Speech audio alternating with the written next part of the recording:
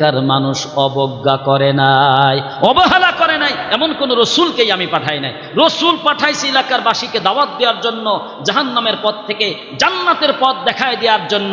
মানুষগুলো গ্রহণ করতে পারে নাই। প্রথমেই তাকে বিভিন্ন গালিগালাজ দিয়ে তাকে অপমানিত লাঞ্ছিত করার চেষ্টা করেছে। 1,24,000 পয়গম্বর সবাইকে সমসাময়িক প্রতিবেশীরা কষ্ট দিয়েছে। কথা বলেন ঠিক কিনা? আমাদের রসুলকে কষ্ট দেয় নাই?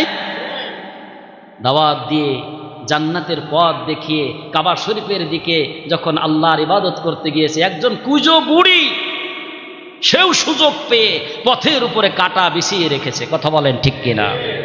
রসুলকে কষ্ট দেওয়ার চেষ্টা করেছেন। আমার প্রিয় ভাইরা, ওরাকা ইবনে রাউফুল বললেন, তোমাকে এমন কষ্ট দিবে, তুমি তো দেশেই থাকতে পারবে না, তোমাকে দেশ ছেড়ে দিতে। নবী মুহাম্মদ বলতেছেন, এটা কি আমার বিশ্বাস করা লাগবে?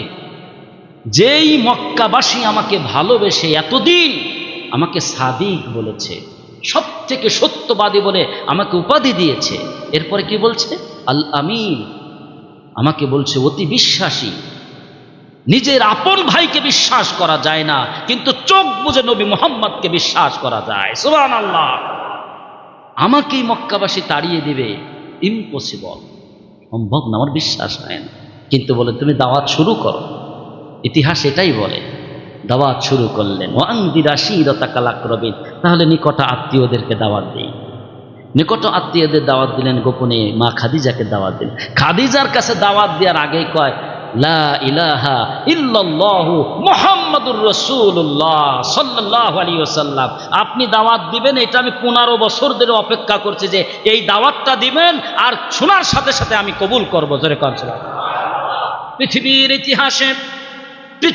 ইতিহাসে সব থেকে প্রথম কালিমা পড়ে যিনি মুসলমান হয়েছেন, তিনি আর কেউ না, আমাদের মা খাদিজা।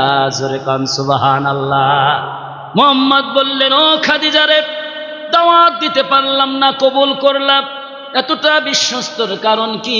খাদিজা বলে, ওগো রাসূল, আমি আপনাকে বিবাহের প্রস্তাব আমি দিয়েছিলাম, কারণ আপনি যখন আমার সাথে ব্যবসা করলেন, আপনি কাফেলা নিয়ে সিরিয়ার দিক থেকে ফিরে আসতেন, মক্কার এই খাটা পড়া রোদ, দূর থেকে দেখতে পেতাম আমি আর আমার দাসী মাইসারা, তাকিয়ে দেখতাম আপনি যেখানে বসেন গাছের ডালপালাগুলো নত হয়ে যায়। রৌদ্রের ভিতরে আপনি এসে যান, কোনো জায়গায় মেঘ নাই, আপনার মাথার উপরে একখণ্ড মেঘ সব সময় আপনাকে ছায়া দিতে থাকে। তখন থেকে বিশ্বাস করেছি আপনি সাধারণ